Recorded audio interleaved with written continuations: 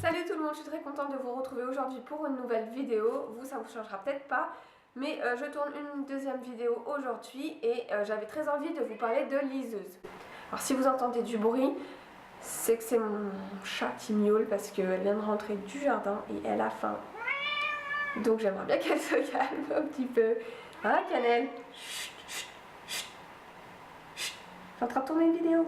Chut. Donc je vais vous parler de liseuse.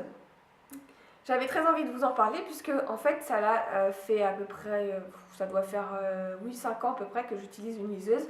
Donc il n'y a pas si longtemps, enfin il y a un bout de temps j'avais une liseuse donc Kindle qui se présente comme ceci.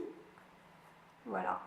Et dernièrement je me suis procuré la Kobo Aura One il n'y a pas si longtemps, au mois d'avril, et donc du coup qui est comme ceci. Et donc du coup je me suis dit qu'il serait intéressant de vous en faire un petit topo donc, sur les liseuses en général et vous faire un petit comparatif qui, même si pour être honnête c'est pas un vrai comparatif dans le sens où c'est pas du tout la même gamme de liseuses.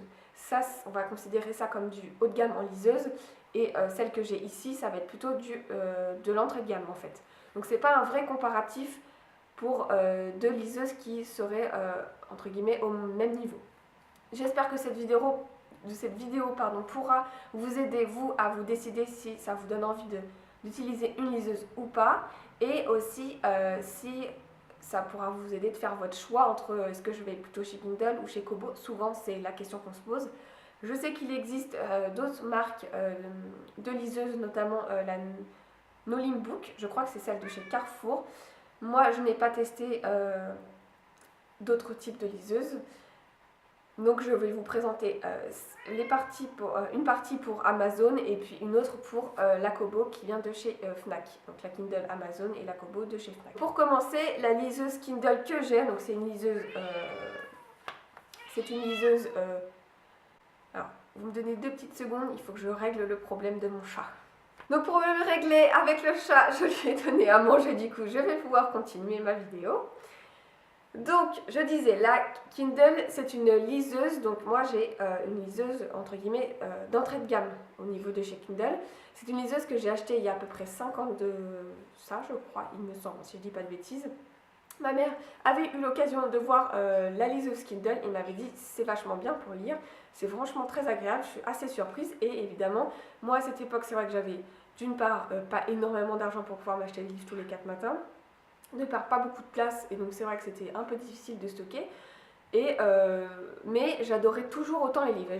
Je me voyais pas lire sur liseuse à ce moment-là. Je me suis dit mais non, un livre c'est quand même vachement bien, on le sent dans les mains et tout, et finalement en me disant que c'était super bien et super confortable, je me suis lancée, je me suis acheté la Kindle. Alors au début j'avouerai que j'ai pas lu beaucoup.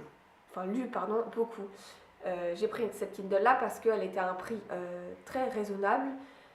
C'était une 60aine d'euros, c'était basique de chez basique, et je me suis dit pour commencer, si c'est pas pour lire tout le temps dessus, ça sert à rien de mettre un prix de fou dans une liseuse.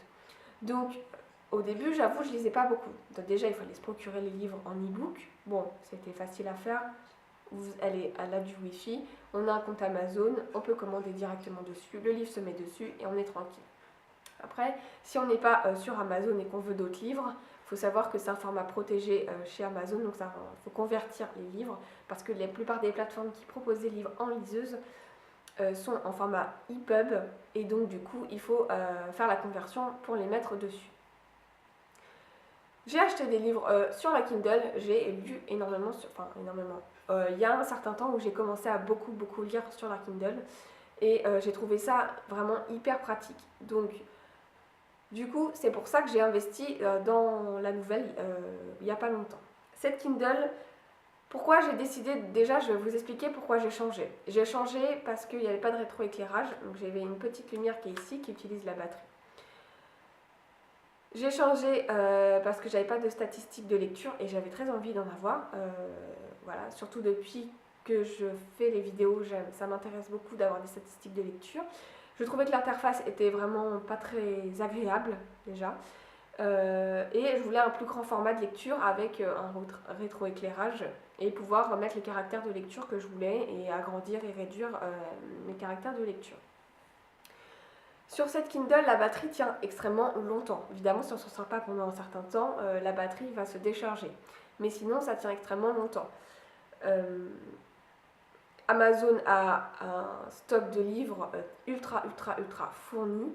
Je n'ai jamais lu de BD dessus, mais je ne pense pas que ça soit faisable. Honnêtement, il me semble que... Enfin, je suis pas sûre que ça soit hyper faisable. Voilà, moi j'ai acheté cette petite housse en plus pour avoir de la luminosité en haut. Faut avouer que la housse est au même prix que la Kindle, donc c'est pas très intéressant. Je trouve le jour où j'ai acheté, je me suis dit bon, qu'est-ce que je fais? Et puis bon, j'ai vraiment été tentée, donc je l'ai pris. Mais non, ça n'a aucun intérêt. Sinon, donc chez Amazon, il y a plusieurs gammes. Donc la Kindle toute simple, qui maintenant a été remise au goût du jour, elle est tactile, il me semble.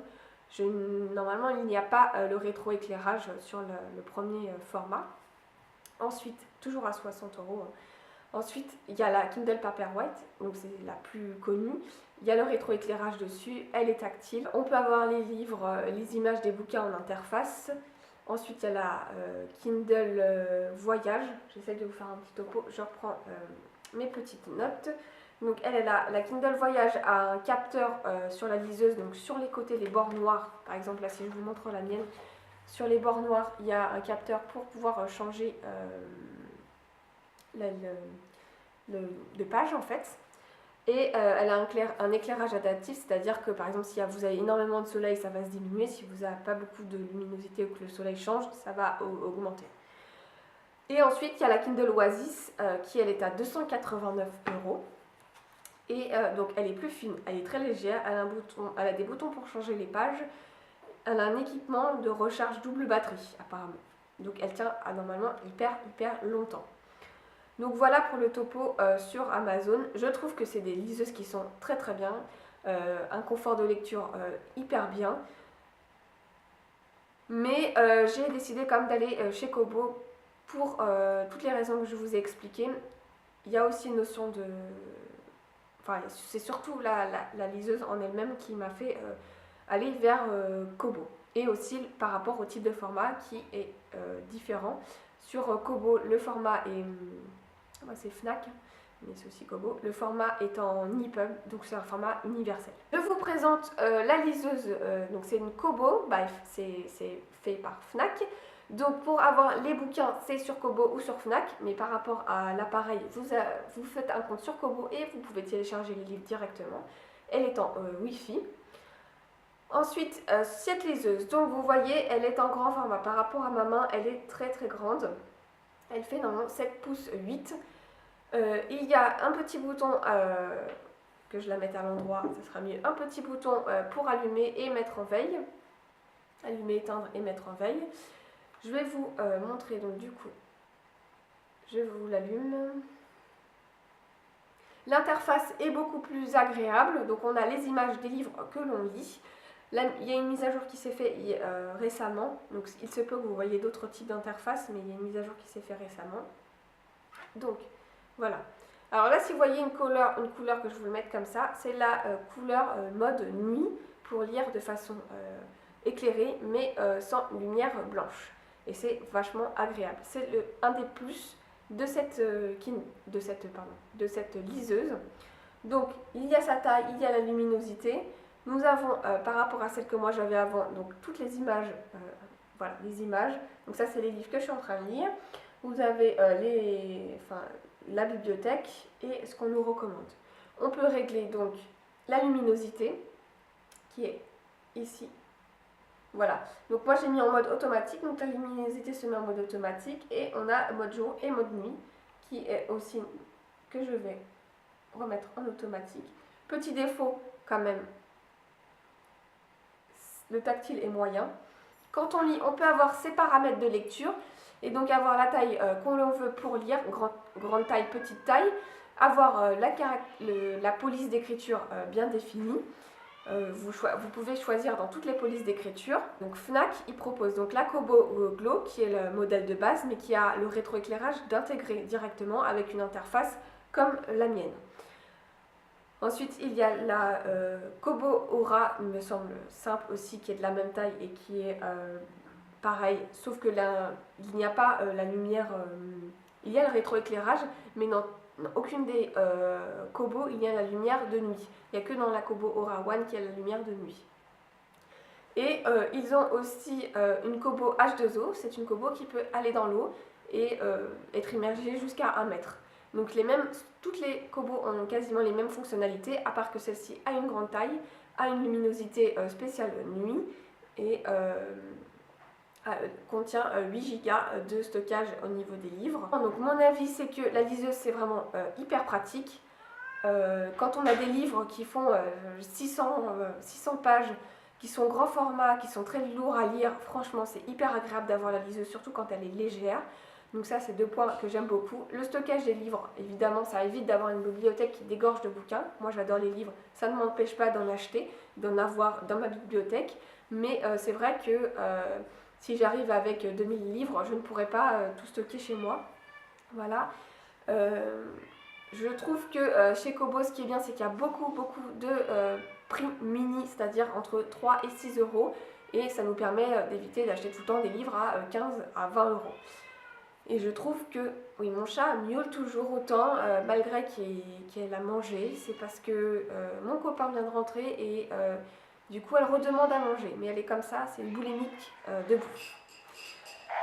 Donc, les points positifs que j'ai, c'est la luminosité au niveau de la Kobo Aura, j'adore. C'est vraiment un point indispensable si vous voulez acheter une liseuse. Il faut qu'elle soit au moins au minimum rétroéclairée. Pas forcément qu'il y ait un mode nuit et un mode jour, mais qu'elle soit au moins rétroéclairée, c'est vraiment hyper agréable. Parce que même dans le noir, le mode jour rétroéclairé, ça fonctionne très bien et ça fait pas mal aux yeux du tout. Le confort de lecture reste le même. J'aime beaucoup sa grande taille, moi j'aime beaucoup le grand format, ça permet d'avoir des gros caractères si on le souhaite. J'aime bien aussi avoir mes statistiques de lecture, je trouve ça très agréable. Après, si j'ai un petit conseil à vous donner pour démarrer et acheter votre première liseuse, je vous conseille de prendre une liseuse qui a le rétroéclairage. Voilà, ça c'est primordial et indispensable. Essayez quand même après, au niveau budget, regardez entre Kindle et Kobo parce que c'est vrai que souvent chez Amazon c'est un peu plus cher. Le haut de gamme de chez Amazon qui n'a pas certaines fonctionnalités de la Kobo est à 289 € alors que la Kobo Aura One est à 230 €. C'est pas un écart si énorme que ça, mais je trouve quand même que par rapport au fait que la Kobo soit plus grande, qu'elle ait un mode nuit au niveau de la luminosité, je trouve quand même que ça change beaucoup de choses. Surtout par rapport au format et au type de livre qu'on peut y intégrer. Voilà, j'espère que cette vidéo vous aura plu, vous aura aidé à choisir votre liseuse entre les différentes marques. Moi, j'ai pas énormément de préférence par rapport à Kindle ou Kobo. Je trouve que Kindle c'est très bien aussi et que la Kobo est parfaite aussi. Par contre, moi c'est vrai que je peux pas, comme je vous ai dit, faire un VS versus Kindle Kobo parce que ce ne sont pas deux liseuses de la même gamme. Je pense que tant qu'il y a le rétroéclairage, à mon avis, ça suffit largement. Voilà. J'espère que cette vidéo vous aura plu et vous aura permis de faire votre choix et de vous décider ou non à acheter une liseuse, que je vous aurai éclairé et aidé à faire votre choix. J'espère que cette vidéo vous aura plu et je vous dis à la prochaine. Bye!